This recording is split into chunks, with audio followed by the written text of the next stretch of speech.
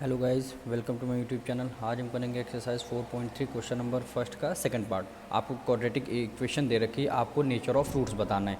यानी आप सबसे पहले लिखेंगे फर्स्ट एक्स स्क्वायर का कोफिशिएंट क्या हो जाएगा, 3 हो जाएगा। ए की वैल्यू 3 हो जाएगी और बी की वैल्यू आपकी क्या हो जाएगी, -4√3 हो जाएगी और आपकी सी की वैल्यू क्या हो जाएगी, 4 हो जाएगी।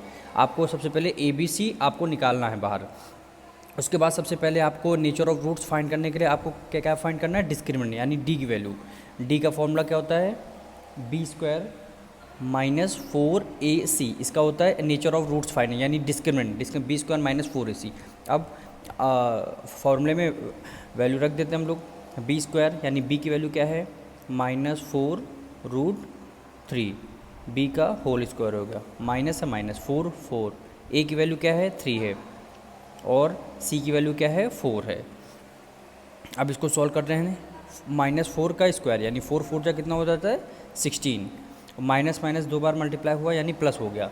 अब √3 मल्टीप्लाई बाय √3, आप देखिए इधर देखिए, √3 मल्टीप्लाई बाय √3 यानी √3 ऐसे लिख सकते हैं हम, 3 मल्टीप्लाई बाय 3। तो एक आपका 3 कॉमन आ जाएगा बाहर, तो वही है मल्टीप्लाई बाय 3 आप यहाँ लिख देंगे। माइनस है माइनस लगा लेंगे।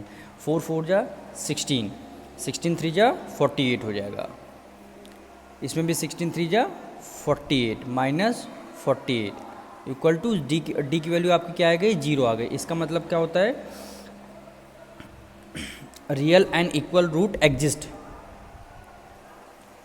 Real and equal root exist यानी आपके अगर डी की वैल्यू 0 आ जाए, आप समझ लीजिएगा real and equal root exist करना है आपको। अब आपको रूट्स निकालना है यानी x equal to -b plus minus √d। D क्या हो जाएगा आपका, यही फॉर्मूला आ जाएगा, इसलिए आप डी की वैल्यू डायरेक्ट आपने निकाल लिया है, तो आपको डी की वैल्यू 0 रखनी है। उसके बाद 2a, ठीक है।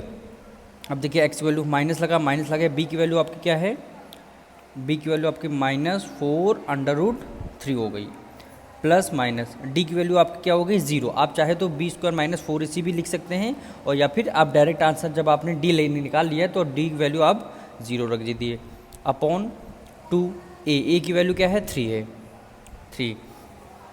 अब देखिए प्लस माइनस माइनस क्या हो जाएगा, प्लस हो जाएगा, यानी 4√3। ये देखिए ये प्लस माइनस ये 0 हो गया अंडर रूट के नीचे, यानी ये वाली आपका सब यहाँ पे 0 हो गया, यानी 3 2 जा 6। ये वाला आपका पूरा 0 हो जाएगा क्योंकि यहाँ पे 0 लगा हुआ है, ठीक है। 3 2 जा 6।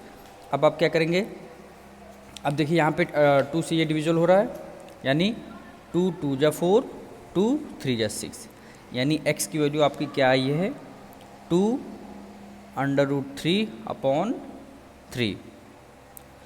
ये आपका आंसर हो गया। जब आप एनसीईआरटी में आंसर मैच करेंगे, हो सकता है ये आंसर ना हो, तो अब उन्होंने ऐसे दे रखा है 2√3 मल्टीप्लाई ये 3 है ना, आप 3 को कैसे लिख सकते हैं, यानी √3 मल्टीप्लाई बाय √3, यानी आप देखिए अगर √3 मल्टीप्लाई बाय √3 करेंगे तो आंसर 3 आएगा। यानी अब देखिए यहाँ पे √3 से √3 कैंसिल हो जाएगा, तो यानी x की वैल्यू आपकी आ जाएगी 2√3, क्योंकि रियल एंड इक्वल रूट से ना, तो यहाँ पे √3 एक बार और आप लिखेंगे 2√3। ये 2 आंसर आपके हो गए, ये वाले 2 आंसर आपके हो जाएंगे। अब मिलते हैं नेक्स्ट वीडियो में।